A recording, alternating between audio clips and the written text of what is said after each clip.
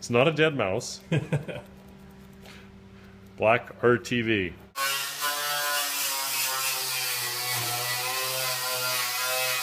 Well, the fender's off, and all of the spots where they like to rust out seem to still be solid. It's beginning to look a lot like Possible. We jammed a few more washers under these rear body mounts, and by a few I mean like a 1/4 inch on either side. And that got the door gap looking a whole lot better, and a few washers behind the fender will help with that too. So, yeah. So, it's shim shim shiminy. Yeah, shims, and then let's do something about this mess. Yep.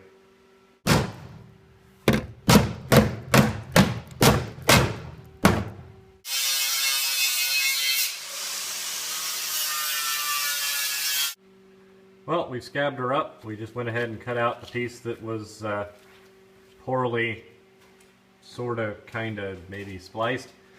And, yeah, put in a nice new piece of metal. And by new, I mean the roof of a Mercury Cougar. Actually welded it up with, you know, a welder and actual heat.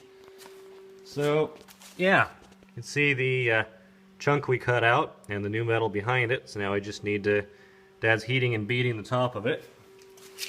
Hold on. We've got the patch panel on, all burned in. And we also welded in a little patch here. Couldn't really do much here because of the brazing, but this was just a great big gap full of putty.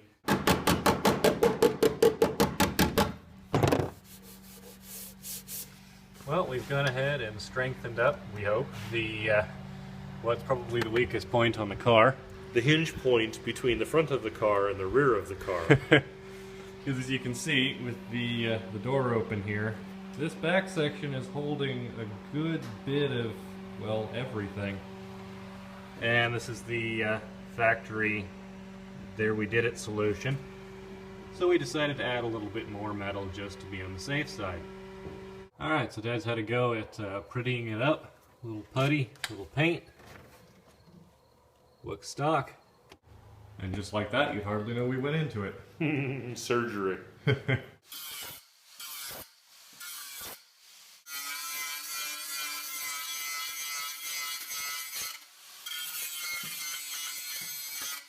Alright, we got the driver's side wheel well all welded up. It's not pretty because the metal was not clean and there was rubber in between it and all of that. We couldn't really do much about that. So anyway, it's welded up. Not going to be a problem, hopefully.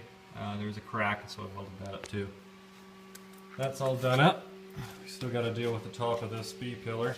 We decided to leave this braze joint alone because the slave labor walrus seemed to actually be doing a good job on this one. Maybe that was before they started beating him savagely. Anyway, bottom of the B-pillar was dicked, so it's gone. Brace yourself. Ah! Yeah, rot.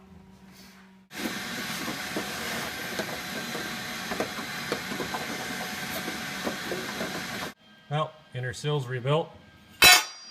Now it's time to rebuild the B-pillar. Alright, the sill is extended and the inside of the B-pillar's done up. Now we're just working on a hatch plate for the front here. And then we just need to put the plate over the front of it. And that's as far as we're getting tonight. But it's all tied up, and it's a hell of a lot stronger than it was with a gaping hole in it. So if you look closely, you might notice that the seam is actually straight now. Dad, what in the hell did you do? About 2 hours of lying underneath the car, hammering up.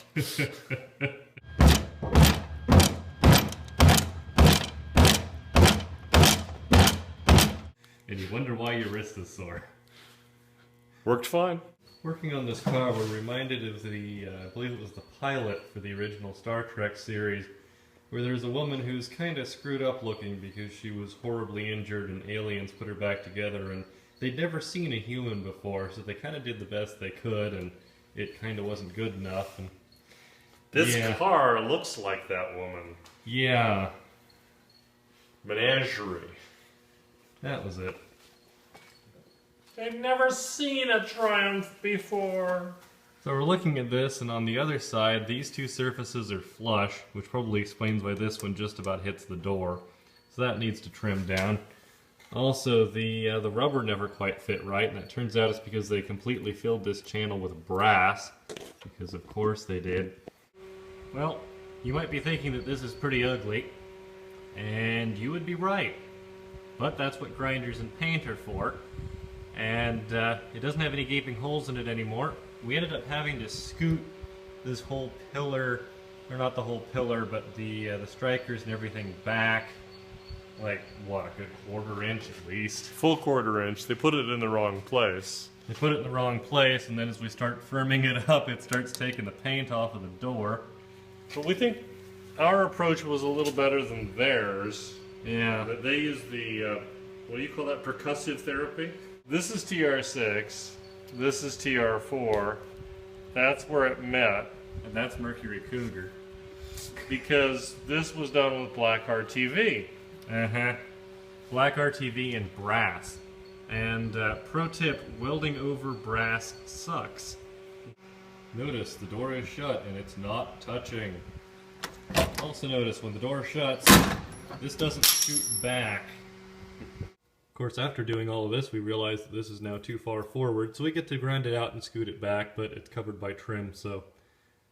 When Dad got this thing, it had a roll bar in it. Evidently, it was installed by somebody who didn't own a drill bit, and instead just kind of... I'm not quite sure what they used. Maybe like a railroad spike and a claw hammer? Cold chisel? Yeah, maybe... Very cold? Yeah, or like a scratch-all, or maybe an ice pick. Anyway, they put these holes in it, and they put these bolts through it. The roll bar is gone because you might be surprised to learn that this is... 20 gauge sheet metal. Yeah, which... And when you roll a car over on 20 gauge sheet metal, the roll bar takes your head off. Yeah, so fortunately this thing wasn't rolled over. We'd have a lot more repair to do back here. Also, the interior wouldn't be reusable. Yeah, at least a little dirty.